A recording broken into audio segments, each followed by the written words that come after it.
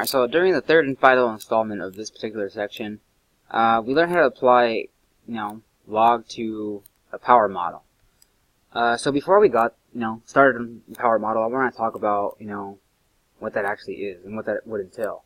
So I started you guys off with basically this pizza part of the problem. So it talks about, pizza of different diameters and, how do you get more pizza?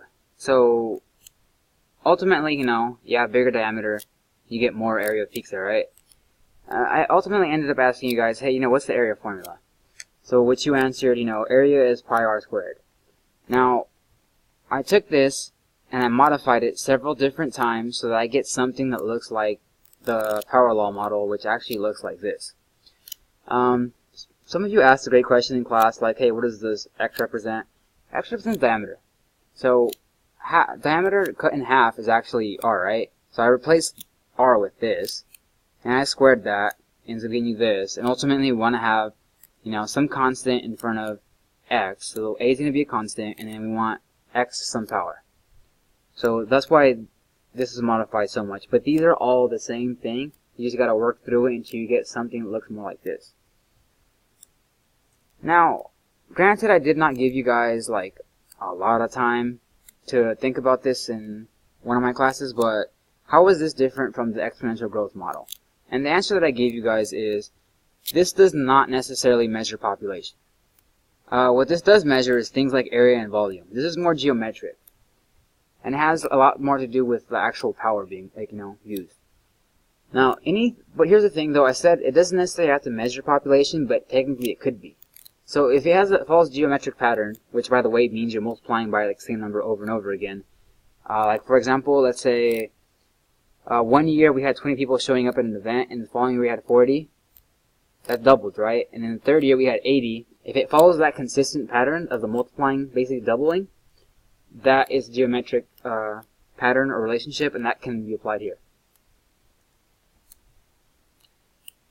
And this is just a little more information. We can actually make this linear by applying log. So we want to change this up again like we did in the previous days. We applied log to the exponential growth model. And how that works is like this. You apply the rules. So just like the day before, you apply log to both sides. This is multiplication here, so technically you can separate this by addition. I believe that's rule 1. And then rule 3 says if you have a power, log of something to a power, you can multiply by that power instead. So p is going to be our constant at this point. P becomes basically our slope. Log of x is still going to be your explanatory variable. Log of a is going to be your intercept, the a, the constant. And then log of y is still going to be your predicted value. Now at this point, I wanted to refer back to the problem we talked about on the first day about, the 96 animals, the mammals, with, how their body weight and their brain weights apply. And I wanted to apply that to another mammal that we neglected to include. So I want to change this from 96 species of mammals to 97, and the 97th one that I want to include was Bigfoot.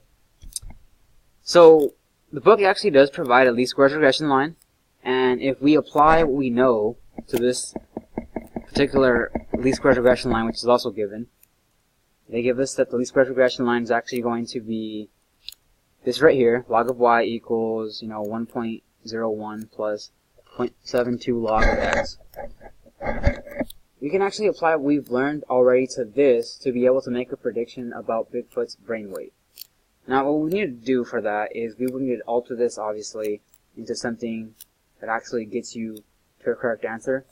So first of all, log and 10, they're kind of inverses. So if you take 10 and you raise it to whatever is here, this cancels out, this gets raised, or this becomes the power of 10, and this as well. If you work these through, and you use the rules, and let's say you finesse it a little bit, because this does get a little weird. Eventually you should conclude that this is going to be the formula you want to use. Now again though, you want to avoid overflow on your calculator, which is, it's a thing guys, we want to avoid that. So what I'm going to do here is I'm going to go to one of my functions and I'm going to enter the least squares regression line that I have. just like we did in the previous day.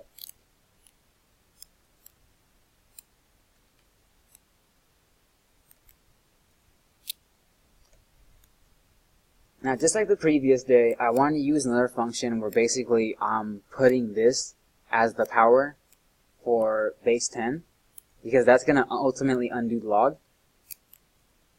And this will help you guys avoid overflow errors.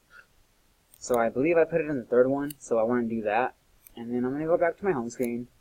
And, well, talk about Bigfoot again. So I got some bad news for you guys. Bigfoot, not real. So we don't have like an actual weight for him.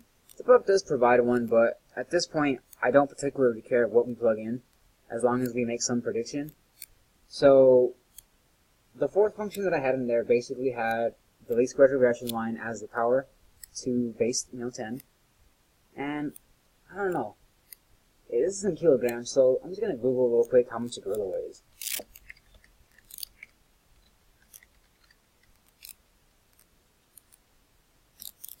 So I just Googled it, and a gorilla weighs approximately 350 pounds. So I need to convert that to kilograms real quick.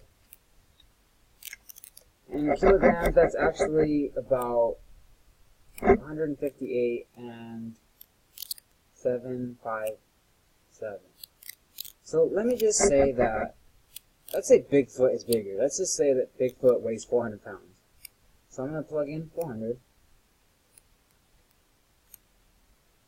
And let's see what happens. So this is telling me that that's how much Bigfoot's brain should weigh in grams. So remember, originally it talks about kilograms versus grams as their brain weight. So that does sound appropriate to me. Again, though, hey, it's Bigfoot. It can be anything. But ultimately, I just wanted to show you guys another example of applying log to something that's other than just exponential growth. And I believe that's it. Here's the homework.